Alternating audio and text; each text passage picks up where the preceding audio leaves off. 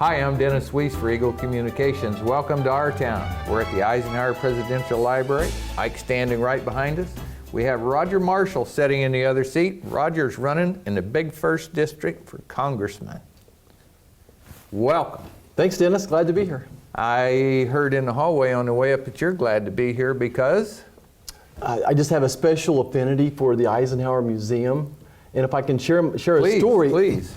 When I was 9 years old, my dad was asked to be in the honor guard for Ike's procession. After he passed, there was a big train procession all the way from D.C. to Abilene, Kansas. And of all the police officers in the county, my dad was chosen to go represent us. And I remember the day of mourning, and I remember a year later, my dad asked me on my 10th birthday, "What do you want to do for your birthday?" And I said, "Dad, I want to go to the Eisenhower Museum." No kidding. And go fishing. And go fishing. Exactly. So I remember touring his home and the museum, and I'm going to guess that the library wasn't here yet. 1970 would have been. Yeah, I think it was here. I don't remember the library. I think we just did the museum, and then we went to Milford Reservoir, and I caught a walleye. Well, that's memorable. It is very. But then to cap it off, though, a year ago I was elected the Rotary District Governor, and I wanted to have my installation here at the library because of the significance of my family, what this president and what this museum meant to my life growing up. That's very cool. That's purely an accident. I invited you here because you're running for the big first district, and we try to invite anybody that's running for anything that wants to sit here and face the constituents, talk to us, have a conversation. So I'm glad you came. Thanks. I find it fascinating that your father was in the honor guard and you remember the museum. The picture that's up behind us on the wall, nobody really knows except the people that were there, and they've all passed. But one of the things that has been said that General Eisenhower was talking about at the time was, to that soldier, was fly fishing. I believe it. I knew Ike was, of course, he liked to play golf. Yeah. I didn't know if he was a great golfer, and he was a really outstanding fly fisherman. Yeah. One of the sports that I loved doing is absolutely the neatest. Bow hunting and fly fishing are the closest thing you can come to being in nature. Yeah. Well, that's interesting. I agree that the solitude of being outside is a special experience. I love to hunt as well. Yeah. Enjoy that. Many Kansans do. It's a great heritage of our state. It truly is. Yeah. Okay, we're going to make a segue, but as we go, please, we are sitting in the home of one of the greatest visionary leaders this country has ever known, both in military uniform and as President of the United States. They have a lively and engaging program for education of young people. In fact, this room is used for that purpose, and you see pictures on the wall of that work. Feel free to think about where we are as you answer the question. So, why are you running? What makes it important to you to run for the big first district? Yeah. Dennis, it's absolutely a decision of the heart. Much like, why did I become a physician? Why did I join the military? Why did I accept the nomination for Rotary District Governor? I'm called to do this, and my wife has helped me figure this out. I felt the tugging for a couple years, and about a year ago she said, "Roger, you have to go do this." But it's absolutely a decision of the heart. She says I like to serve people, and that's my passion.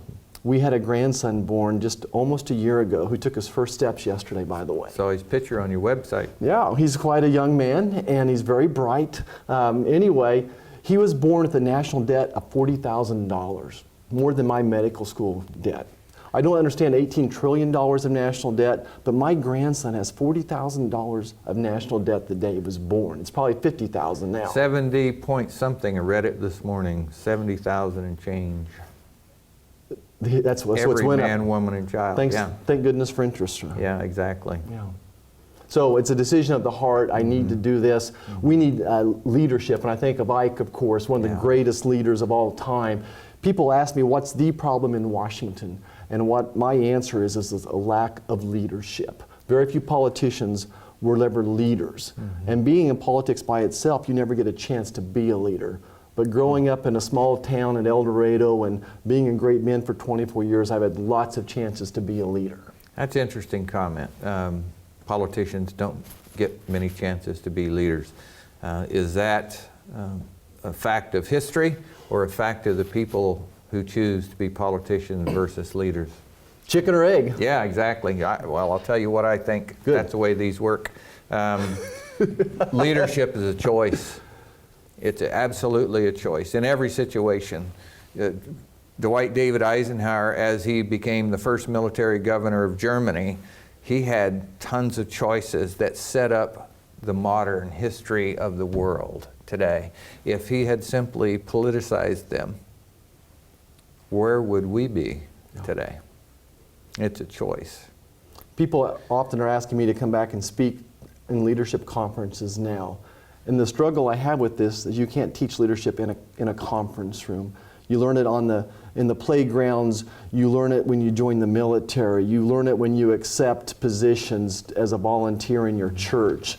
Leadership is very difficult to read about. You have to accept the responsibility and do it. I would agree. I've invited 3 people on the R side. I haven't found a D side to invite yet. But on the R side, there's 3 people. I assume with 3 of you running that there are some differences between you. We have an incumbent who's been there a term and a half, this second term, right? He's an 18-year politician. Okay. But in the 1st district, it's Mr. He's on his Hills? 3rd term. 3rd term. Third Okay. term. Thank you. 6 years. Thank you. We've already established upstairs in a prior interview today that time goes by in a hurry and it's easy to forget. Yeah. So the challenges it faces today about solutions, everybody knows what the problems are. So in solutions, what separates you from the other folks, and how can you communicate that to the people behind the camera there? Exactly. Well, there's 4 main reasons that would delineate myself from the other 2 people running for this office.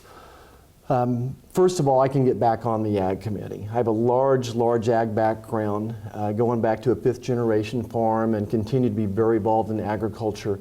The biggest concern that Kansans have at the federal level is not having a voice on the Ag Committee. And for a whole lot of events that I could not control, we don't have a person on that Ag Committee. So everywhere I go, recognizing that 50% of the people in this state have agri-dependent jobs, they would like a voice on the Ag Committee. So that's first and foremost. The biggest concern nationwide is national security. Our troops are at an all-time low as far as I can tell. Our troop forces, the amount of funding that's being set up for them, and the incumbent has consistently voted against funding for Fort Riley, against funding for the troops, against funding for national security. Like Eisenhower said, I believe in strength through peace, and feel that we need to invest in our military today so that we have money left over tomorrow. We have to invest in our military. We have to be strong so we have a stronger reputation. So national defense is a big difference. Beyond that, I bring military experience myself, and every day I make life and death decisions. I think that decision-making ability will help a lot being in Congress as well with national security. I'm a gray-haired guy as well, right? Yep. You can see that. Despite putting greasy kid stuff in my hair this morning, it's still gray under there. Voting in Washington, I don't think people get it. It's like when local politicians talk about mill levy. Nobody knows what the heck a mill levy is. They haven't seen a mill on the creek in a long time. So I don't think people are anything other than confused by voting records. Okay, so let's talk about something that, as you said, a lot of people in this county will understand. That's farm policy. The Farm Bill, 75% food assistance, supplementary nutrition assistance program, SNAP or food stamp, 75% food stamps, which means 25% Farm Bill. I don't know when it happened, but it was a long time ago that Farm Bill got stuck together with that program in order to get votes from people who lived in non-farm districts. So a person can well support the farm and end up voting against a Farm Bill because of other reasons. And as we talk about defense spending, I don't know if anybody can sort that out. I can't. But I can tell you this, is I believe the defining characteristics for success in Washington has to be leadership. Yes.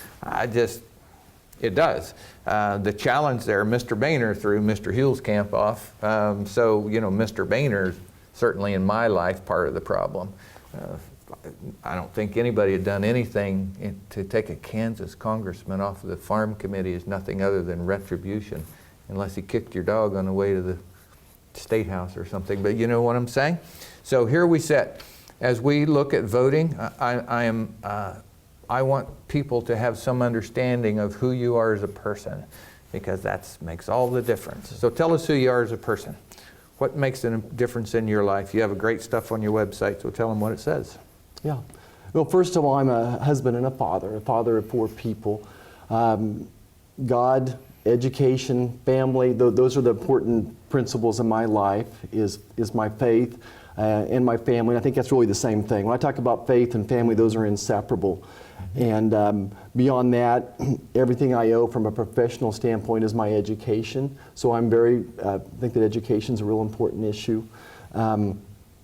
So who I am as a person, I'm the son of a chief of police. I was taught right and wrong my whole life, grew up in agriculture, and went off to Kansas State University and Army Reserve and KU Med Center, and have had a private practice in obstetrics and gynecology for 24 years. So who I am, for the past 24, almost 25 years, I've been on call every day or every other day, delivered over 5,000 babies. So I think mostly I'm known as a physician and a dad and a community guy. Probably like you, Dennis, I've been on most every community board that there is, and my family has just been intricately involved in the community.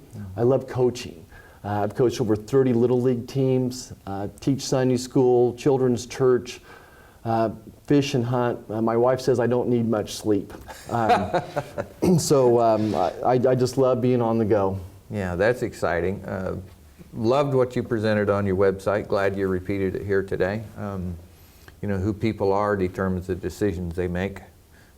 I think as you look at national politics, your campaign manager sitting out there said something about Mr. Trump, so it's stuck in my head. So here, you know, we have Mr. Trump with a lot of poll support in America. He's saying things that people feel, which is where poll support comes from. So he's saying things people feel. I don't know anything about Mr. Trump as a person.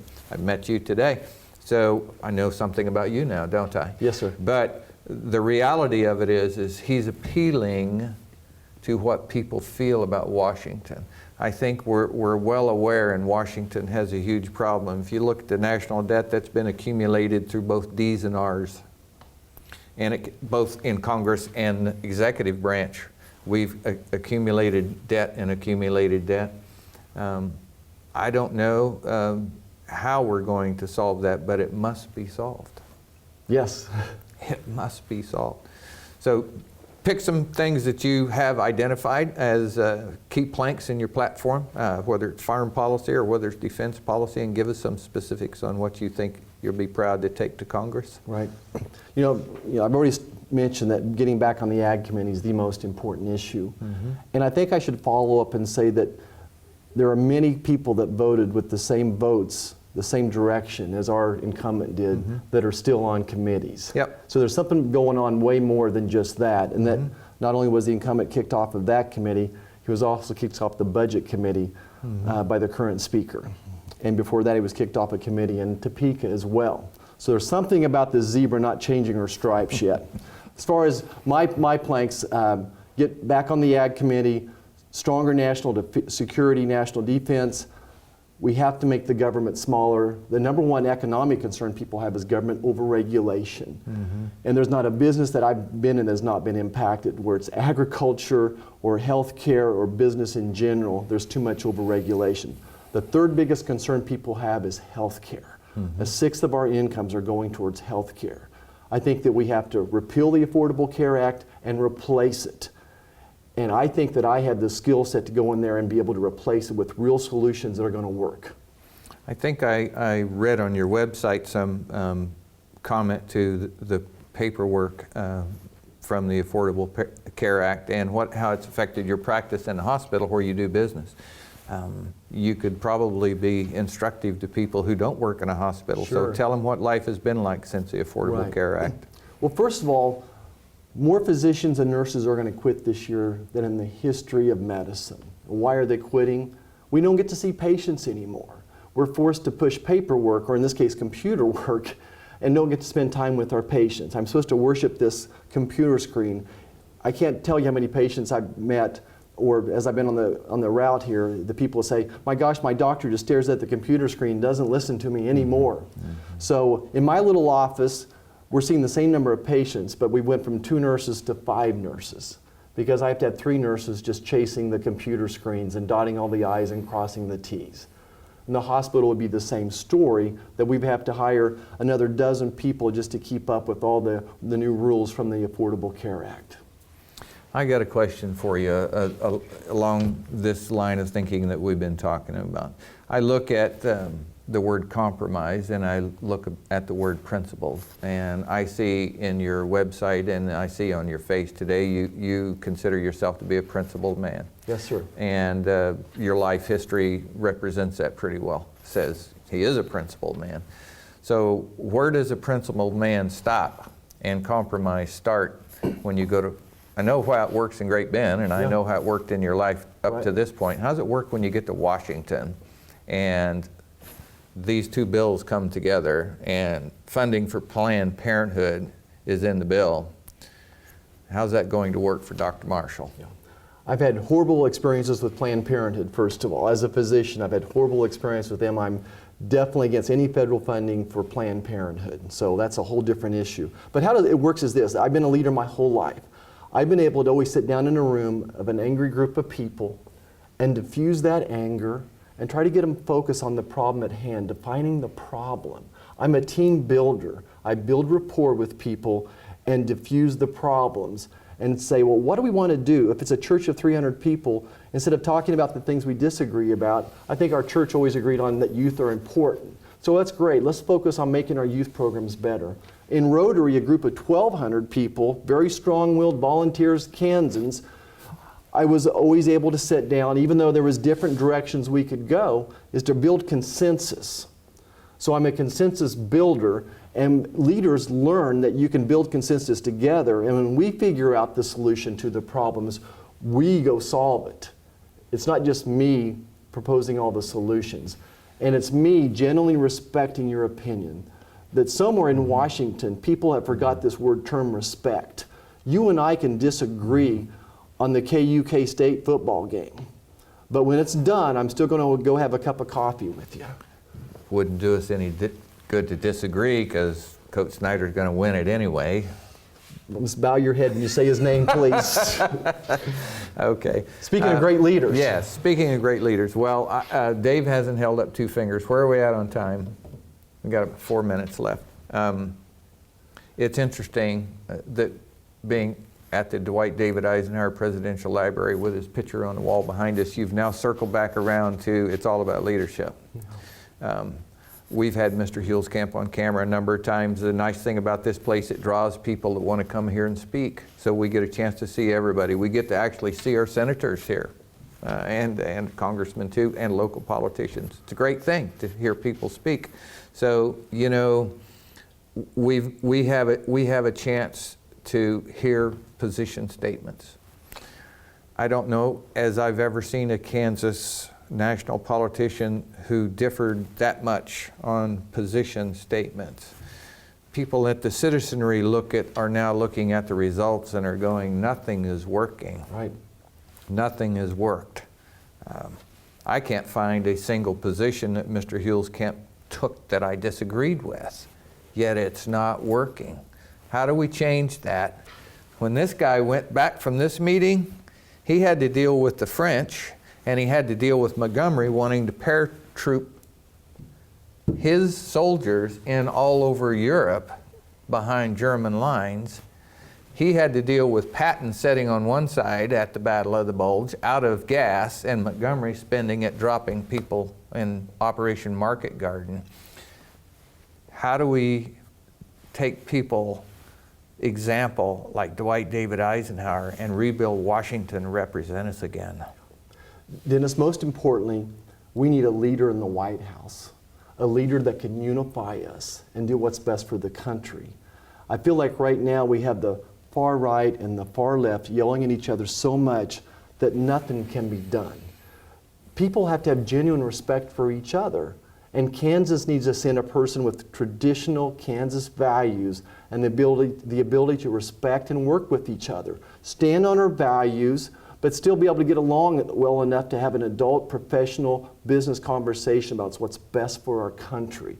We need to be able to reach down the aisle, across the aisle, and bring people together to make this country stronger and better. It is all about the people. It's always about the people. When our hospital has great reviews by patients, my answer is always, well, thank God for these nurses out here. Absolutely. A happy nurse is a happy patient. It's all about the people we hire. It's always going to be, we need a leader so badly in that White House. This election coming up in August is so darned important for this country. We have to get it right. So without asking you who do you like, who are the 2 or 3 you like? I think we need someone that's not from Washington. I think that anyone in Washington right now is really struggling and part of the problem. So we need people that are not from Washington. I want someone that's an executive, that's had executive experience before, running something, doing something. Probably more experience than what a senator has had. So I think that's going to eliminate some people right there. Just like you, I had not made up my mind. It's the most common question I get, though. Sure. There are sure a lot of people out there that think Donald Trump is the right guy.